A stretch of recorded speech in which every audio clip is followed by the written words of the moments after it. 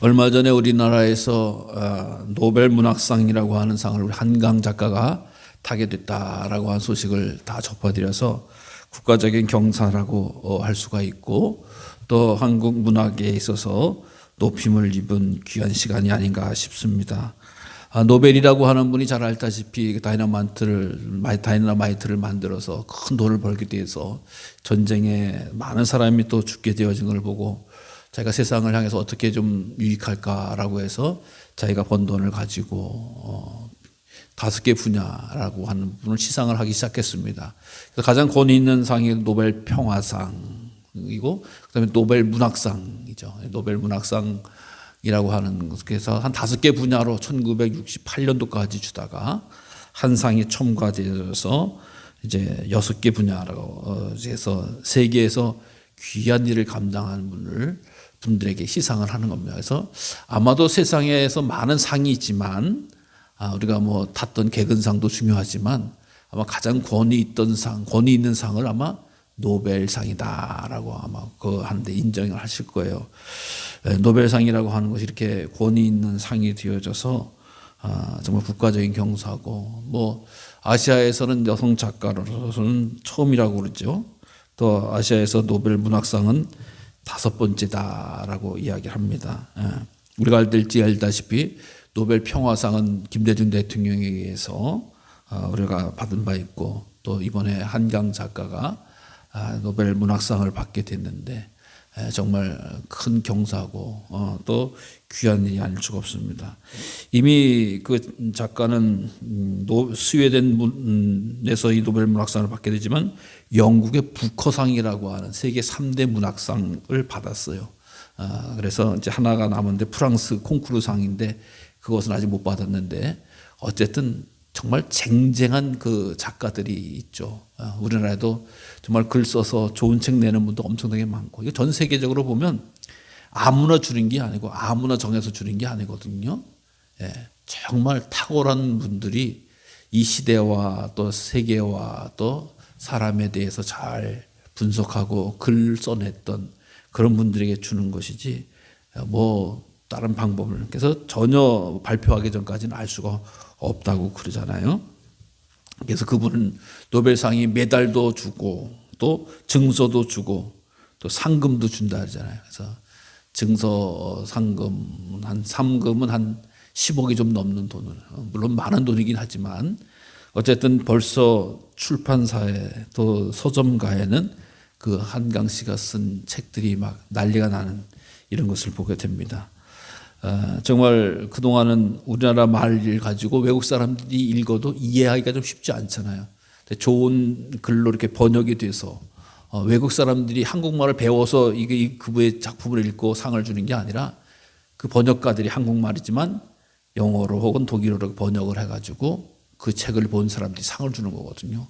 그래서 이 번역이라고 하는 게 참 어렵습니다. 우리가 성경책도 번역된 책이잖아요. 성경책은 원래 히브리어, 구약은 히브리어, 신약은 히라보로 돼 있어서 번역돼서 우리가 보는 거거든요. 근데도 불구하고 번역된다 보면 무엇이 발생할 수밖에 없느냐? 오류가 발생을 해요.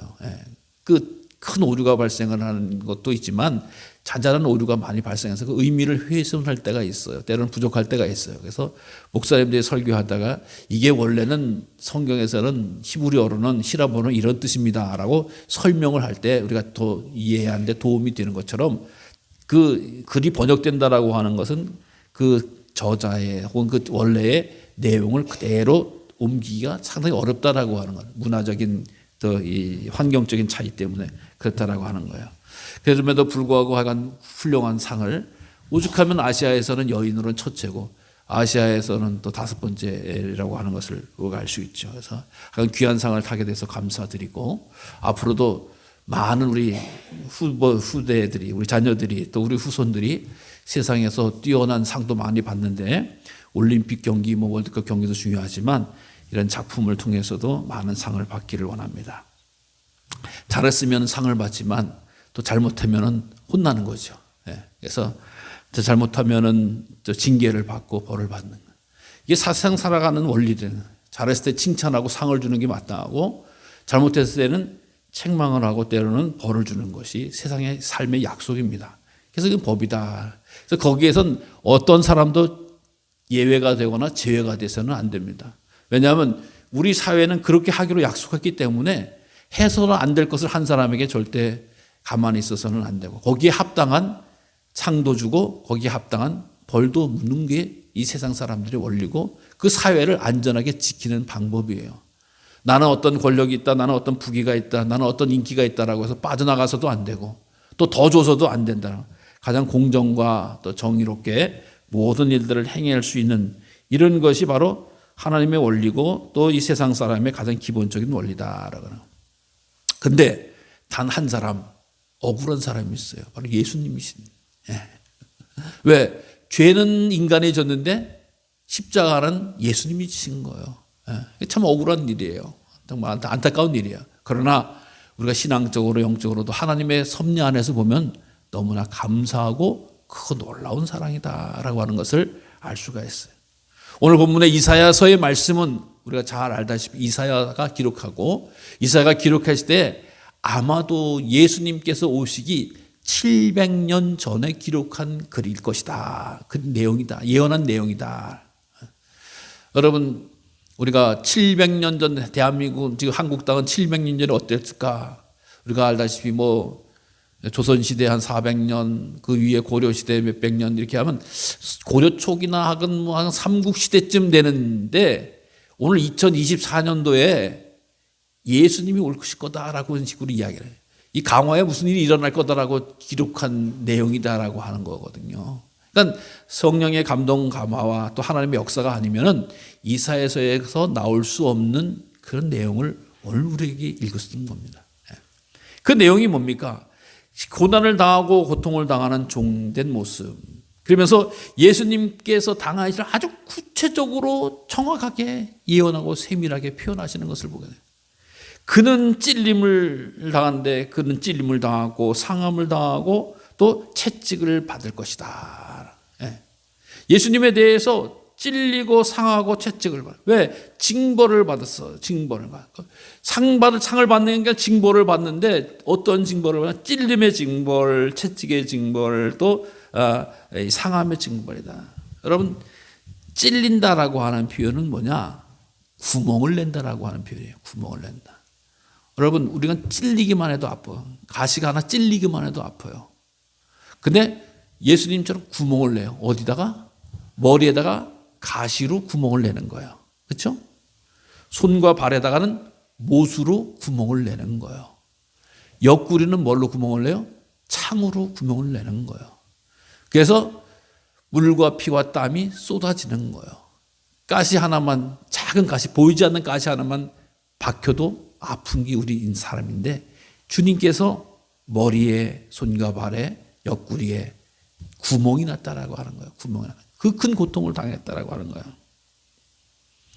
그리고 나서 또 상했다라고 이야기해요. 상했다. 여러분, 과일 같은 경우 이렇게 상했다라고 하는 걸 보면 겉이 상한 거예요.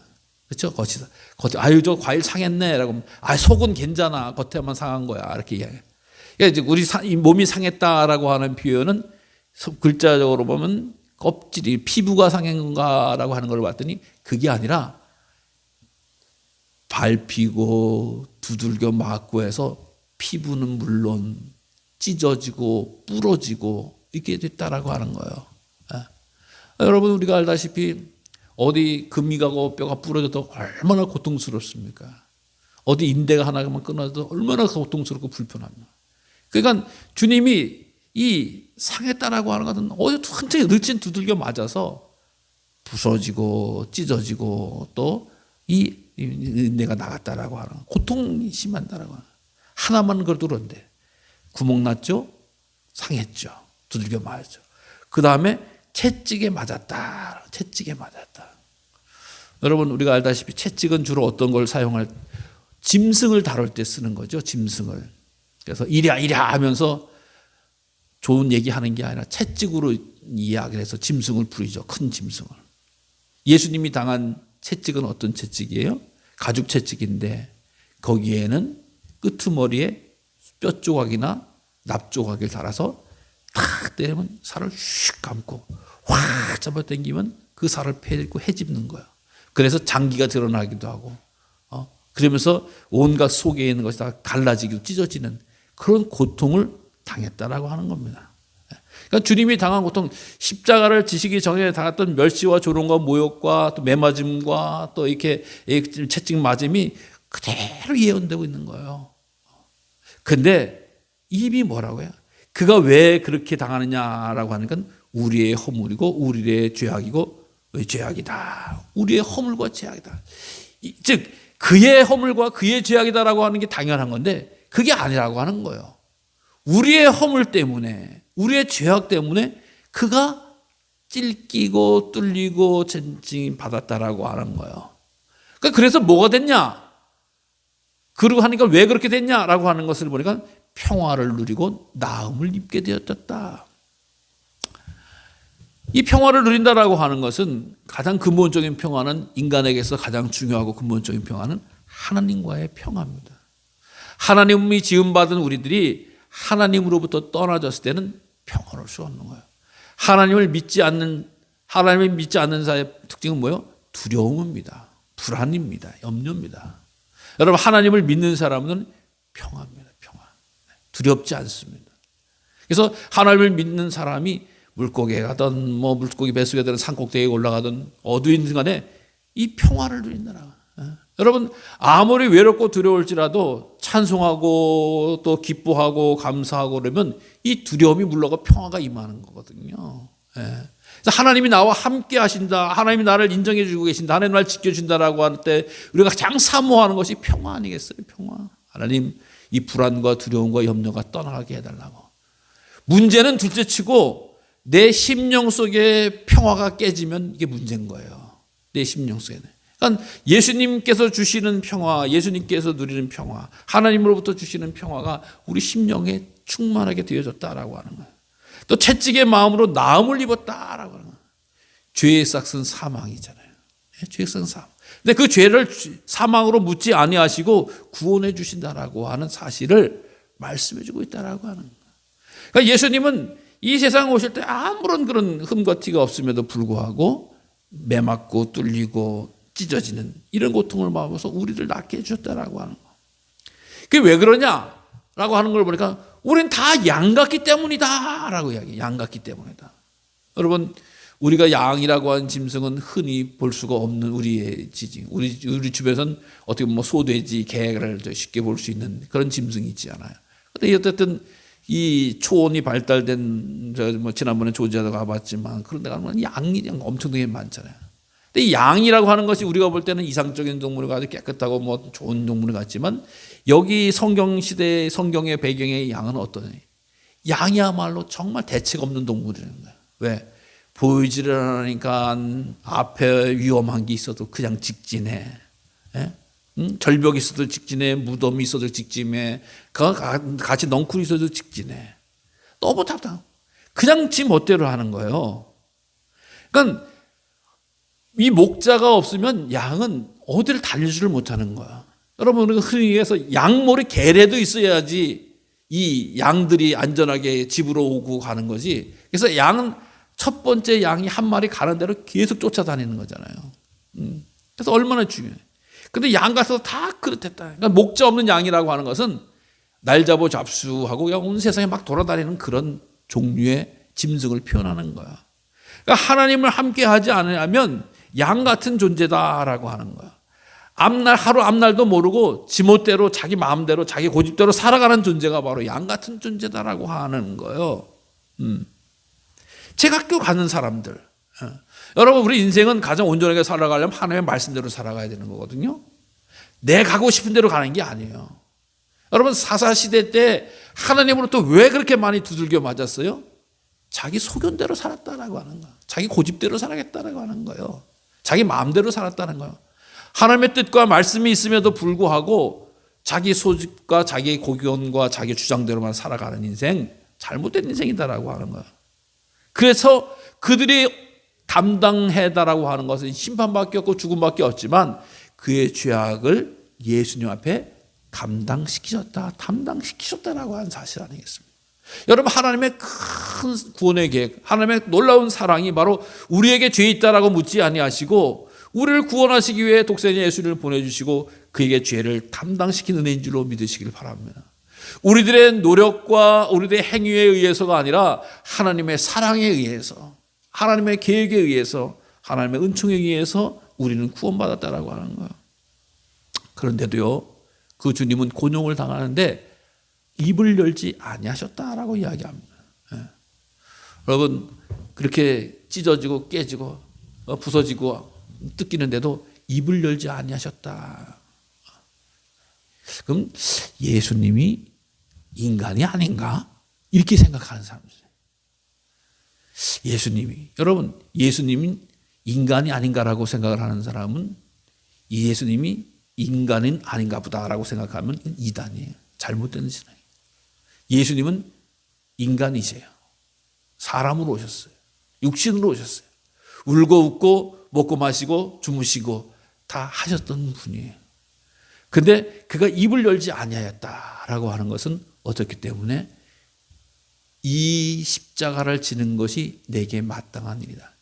입을 여신 적이 있어요. 어디서? 겟세마네 동산에서 땀이 피가 되도록 기도할 때 주님, 이 잔을 지나가게 해주십시오. 네? 아프고 괴롭고 너무 힘든 것을 알겠어요. 바로 아신단 말이죠. 이 잔을 피할 숨쉬나게 해주십시오. 그러나 하나님의 뜻이라면 내가 감당하겠습니다. 아멘 하겠습니다. 아, 이것이 하나님의 뜻이구나, 하나님의 계획이구나 라고 하는 것을 아멘 한다면 순종하는 거예요. 그러니까 입을 열지 아니하였다, 아프다, 뭐 핑계대다. 여러분, 죄 묻는 사람들이 하는 당했던 얘기가 가장 뭐 핑계대는 거 아니겠어요? 나 죄 없다라고 하는. 여러분, 세상에 그래요. 나 이 죄 있어요 라고 고백하는 사람이 없어요. 어디 있어요? 온갖 수단과 방법을 다해서 자기 죄 없다라고 이야기하잖아요. 심지어 죄가 산더미 같이 쌓여서도 뭐 요즘 우리 시계로 보면은 그 엄청난 재판을 할 때에도 변호사를 뭐 어떻게 비싼 사람을 써가지고 죄 없게 만든다라고 하는 이런 이 잘못된 이런 이야기들을 우리가 듣게 되잖아요. 죄 있는 사람의 특징은 말이 많은 거야. 자꾸 자기를 변명하는 거야. 자기 죄 없다라고 이야기해. 근데 죄 없으신 주님께서는 억울한 거예요. 세상 죄를 다 짊어지시면도 말이 없으신 거예요. 하나님의 뜻이기 때문에. 하나님 앞에 순종하는 사람이기 때문에. 여러분, 순종하는 사람은요, 말이 앞서는 사람입니까? 행동하는 사람입니까? 행동하는 사람이에요. 말 많은 사람 치고 순종하는 사람 별로 없어요. 온갖 말로서 다 빠져나가려고 해요. 순종하지 않아요. 행동하지 않아요. 움직이지 않아요. 여러분, 그래서 핑계대는 아들, 성경에서도 말하는 핑계대는 아들이 있지만 핑계댔다가도 거부하다가도 순종하는 아들인가 하면 알았다라고 하면서도 행동하지 않는 아들이 있잖아요. 어느 아들이 진짜 순종하는 아들이에요? 행동하는 아들이라고 하는 거예요. 순종하는 것이 그러죠. 그러니까 주님께서는 하나님 앞에 철두철미하게 순종하는 하나님의 아들이십니다. 그래서 입을 열지 않고 도수장과 같이 끌려갔다라고 이야기하는 겁니다. 그래서 그분이 무슨 죄가 있었냐라고 하는 것은 그 입에는 죄가 없었던 분이고 정말 그는 아무런 그런 잘못이 없었다는. 그래서 그분은 죽은 후에 부자와 함께 있었다라고 해요. 완전한 죽음을 우리 주님은 경험하시고 우리들의 죽음의 고통도 아시는 분이시다라고 하는 거예요. 그래서 예수님이 장사하시고 무덤에 며칠 있었어요? 3일간 있었다라고 하는 거예요. 완전한 죽음을 이야기하는 것이죠. 예수님이 어떤 사람은 뭐 기절했다가 깨어난 거 아닌가 뭐 별소리를 다 해요. 아까도 앞에서도 얘기했지만 안에 찔리고 깨이고 부서지고 찢어지고 구멍 나고 그래서 다 쏟아졌었는데 어떻게 살 수 있냐. 다 죽었다고 완전한 죽음이었다라고 하는 거예요. 그럼에도 불구하고 이 주님께서는 그가 살리신 거예요. 여호와 하나님께서 여호와의 이 씨가 되어져서 그 살리게 되어지는 나타나는 거예요. 그래서 이 예수님의 죽음에 대해서 오늘 성경은 뭐라고 하냐? 속건제물이다라고 표현했어요. 여러분, 죄 때문에 죽었다라고 하면 속죄제물을 써야 되는데 속건제물이다라고 하는 표현을 쓰는 거거든요. 이 성막에서 옛날에는 예배 전에 성막에서 제사를 드렸잖아요. 제사를 지낼 때에 제일 큰 제사의 목적은 자기의 죄를 고백하기 위하여, 자기의 죄를 용서받기 위하여. 그래가지고 하나님이 정하신 대로 비둘기나 또 양이나 염소나 또 소를 가지고 와서 죄가 생각나거든 제사장님한테 나 이런 죄를 졌습니다. 번제 드려주세요. 그래서 짐승을 잡아서 그 피로 보고 용서함을 받는 거죠. 하나님이 받으시면 용서함 받았다라고 인정하는 거거든요. 그래서 죄 지은 사람이 끌고 나오는 것이 제물이고 그 죄를 드렸을 때 하나님 받으신단 말이죠. 그럴 때 용서함을 받아서 이제 자기 삶과 그러지 않으면 죄를 지면은 죄의 삭은 사망이니까 죽을 수밖에 없는 것이다라고 하는 건 알겠죠. 그런데 예수님은 속건 제물이다라고 하는. 그러니까 제사 중에서 이 속건이라고 하는 것은 대신 빚을 갚을 때 쓰는 제물이거든요. 속건 제물은. 그러니까 예수님이 죄가 있으시다고 하면은 당연히 속죄 제물을 드려야 되지만 속건 제물이라고 하는 것은 대를 갚아주는 거예요. 대신 갚아주는 거예요. 갚아주는 거기 때문에 속건제를 드렸다라고 하는 거예요. 그러니까 인간이 내가 짊어져야 될 죽음을 감당하셨던 게 예수님이시다라고 하는 거기 때문에 속건제물이 된다라고 하는 거예요. 그리고 나서 이렇게 되면 어떻게 되냐? 씨를 보게 된다. 또 날이 길 것이다. 자, 씨를 보게 된다라고 하는 건 뭐예요? 예수님의 이 십자가의 짐과 죽으심과 부활하심을 통해서 예수님께서 하나님의 독생자가 되신다라고 하는 사실을 믿는 자들이 풍성해진다, 많아진다라고, 구원받는 자들이 넘친다라고 하는. 여러분, 우리가 알다시피 예수님을 전할 때 뭐라고 이야기하면 예수님은 뭐 요셉의 아들입니다 이렇게 얘기하지 않는 것이 아니잖아요. 바울이 이 복음을 전할 때 바로 예수님은 하나님이 우리를 구원하시기 위해서 오셨는데 장사한 지 4일 만에 부활하셨다, 그가 부활 승천하셨다라고 하는 복음의 메시지를 전할 때 믿는 사람들이 막 생겨나는 거죠. 우리도 마찬가지잖아요. 우리가 무슨 예수님을 만나고 이스라엘 땅 갔다 온 것이 아니라 그 복음의 메시지를 듣고 믿는 거거든요. 아멘으로 받아들이는 거거든요.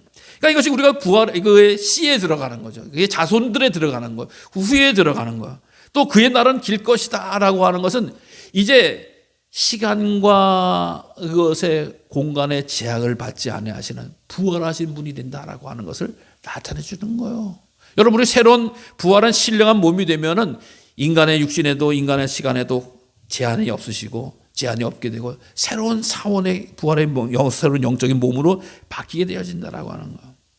그러니까 부활하셔서 예수님에 대한 복음의 말씀이 증거되어지고 믿는 무리가 많아질 때에 여호와께서 기뻐하신 뜻이 성취된 것이다. 자, 하나님이 기뻐하신 뜻을 우리가 알게 돼요. 하나님이 기뻐하시는 것이 무엇인가? 하나님 기뻐하시는 것은 바로 구원받는 백성이 넘치는 거예요.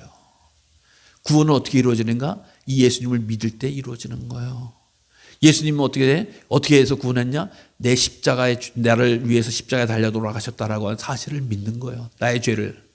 그 믿음을 가지고 하나님 보시고 구원해 주셨다라고 하는 거예요. 그러니까 하나님이 이 큰 독생자 예수님의 핏값을 치르시고 나를 구원해 주셨다는 그 사랑을 기억하게 되어지고 느끼게 되는 거예요. 왜? 그러지 않았으면 내가 찢겨야 돼. 그렇지 않았으면 내가 뚫려야 돼. 내가 매맞아야 돼. 내가 정말 징계를 받아야 돼. 그렇지 않게 하신 하나님의 계획을 보면 너무나 감사하고 귀한 거예요. 그러니까 우리는 이 사실을 전하기만 하면 하나님이 기뻐하신다는 거예요. 여러분, 하나님이 언제 재물을 많이 갖고 와서 기뻐하셨습니까? 하나님이 언제 큰 권력을 얻었다고 기뻐하셨습니까? 하나님이 언제 큰 어떤 일을 감당했다고? 다 자기 위한 거예요. 하나님이 기뻐하시는 것은 영혼을 구원하는 일, 예수 그리스도의 복음을 믿어 주께 나온 백성을 하나님이 기뻐하시는 거예요. 왜? 하나님의 입장에서는 그 큰 일을 감당하기 위해서 독생자 예수님을 보내주신 것이잖아요. 그 일을 걷게 해주신 것이잖아요. 그래서 이 많은 사람들의 죄가 있을지라도 예수님을 믿으면 과거의 죄나 앞으로의 죄나 다 용서함 받고 이 구원을 받게 뿐만 아니라 믿는 자들이 또 살아가는 동안에 지을 때에 그들의 죄악 가운데 있을 때 그를 위해서 기도하는 그런 주님의 모습을 보여주거든요. 십자가의 모든 것 다 감당하셨지만 하나님 보좌 우편에서 지금도 죄인들을 위해서, 우리 죄를 위해서 긍휼히 여기면서 기도하는 주님의 모습까지도 선보여 주시고, 여러분 신약에 와서 우리 주님께서 부활하신 다음에 승천하셔서 하나님 보좌 우편에서 우리를 위해서 중보하신다라고 하는 말씀을 그대로 말씀해 주고 있는 거 아니겠어요? 여러분, 이 주님의 기도가 우리의 귀한 힘이 되어지는 거 아니겠습니까? 사랑하는 사람에게 할 수 있는 최고의 것은 기도입니다. 기도예요. 예. 주님이 가장 큰 사랑을 우리에게 베풀어 주면서 끊임없이 기도하잖아요. 왜? 이 세상 살아가는 동안 우린 연약해요. 부족해요. 죄 가운데 빠질 수도 있어요. 넘어질 수도 있어요. 그 가운데 우리를 위해서 기도할 때 그걸 딛고 일어설 수 있도록 도와주는 거 아니겠습니까? 여러분, 우리가 제일 사랑한다고 하면 그 사람을 향해서 기도하세요. 내가 기도하는 저 존재가 사랑하는 존재야. 나의 기도가 한 번도 내 입술로 그 이름이 드러나지 않고 나는 그 사람을 사랑한다라고 말할 수가 없는 거예요. 내가 기도하는 사람이면 기도하다 보면 사랑하는 사람들이 이 이름이 내 입술을 통해서 하나님 앞에 알려지게 되어지는 거예요. 또 하나님이 기뻐하시는 게 뭐예요? 내가 정말 나와 무관한 사람과도 그들의 불쌍한 영혼을 위해서 기도하는 거예요. 예? 맨날 우리는 이익과 유익을 위해서 기도했지만 정말로 나와 상관이 없지만 불쌍한 영혼들이 보여질 때 그를 위해서 기도하는 거예요. 중보하는 거예요. 그럼 하나님이 기뻐하실 줄로 믿으시기 바랍니다. 왜? 그들이 떠났던 것, 잘못됐던 것 돌이키고 회개해서 하나님 나라의 백성으로 살아갈 수 있도록 기도한다라고 하는 건 얼마나 귀한 일이냐요. 그러니까 하나님이 기뻐하시는 것이 너무 많은 거예요. 너무 귀한 거예요. 그러니까 믿음의 성도는 이것을 선택할 줄 알아야 돼. 이것에 힘쓸 줄 알아야 돼. 이것에 순종할 줄 알아야 된다라고 하는. 우리의 인생의 목적은 하나님의 기쁨이 되는 거 아니겠습니까? 하나님 기뻐하신 뜻을 따라 순종하는 거예요. 아, 그거 하나님이 기뻐하는 것 알아요. 근데 순종은 안 해요. 안 된다. 여러분, 우리들의 기쁨은 뭐예요? 우리들의 기쁨은 요즘 통장에 돈이 쌓여가는 게 기쁨이에요. 그렇잖아요. 열심히 사셔서 한 해 결제할 때 통장에 기쁨이에요. 그것도 당연한 기쁨이죠. 또 자녀가 잘 되는 것도 기쁨이고, 또 나라가 또 발전되는 것도 기쁨이고, 기쁨일 수 있어요. 그러나 가장 하나님이 기뻐하신 뜻은 이것이다라고 하는 것을 우리가 잘 구분해서 하나님의 기쁨의 뜻에 나의 삶을 맞추고 나의 삶을 드리고 나의 삶을 움직이는 것이 가장 복되리라고 하는 것을 말씀해 주고 있는 줄로 믿으시기 바랍니다. 하나님이 이미 모든 구원에 대한 값을 다 지불하시고 나눠주시고 베풀어 주셨다는 사실을 늘 기억하시면서 우리도 부족하지만 연약하지만 주님의 기쁨이 되는 그런 삶을 살 수 있는 우리 모두가 되시기를 간절히 주님의 이름으로 축원합니다.